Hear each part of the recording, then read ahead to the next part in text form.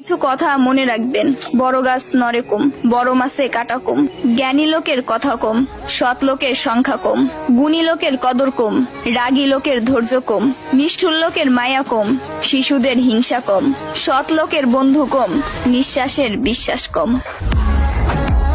টাকার গরম, ক্ষমতার দাপট, সম্পত্তির অহংকার, রূপের বড়াই, এগুলা রাখবে কই? আমার জানা মতে কাফনের তো কোনো পকেট হয় না। একদিন আফসোস করবেন, জীবন শেষ হয়ে গেল কিন্তু কোনো নেক কাজ করা হলো না। আজ শরীরে শক্তি আছে কিন্তু ইবাদত করার ইচ্ছা নাই। এমন একদিন আসবে সামনে, ইবাদত করার ইচ্ছা হবে কিন্তু শরীরে কোনো শক্তি থাকবে না, একটা সেজদা দেওয়ার ক্ষমতা থাকবে না। এখনো সময় আছে, তওবা করে ফিরে আসুন। সন্তান যখন দুনিয়ার সম্পদ দ্বারা ধনী হয়ে যায় তখন বাবা মা ভয়ে ভয়ে কথা বলে যাতে সন্তান রাগ না করে, আর সন্তান যখন ইমান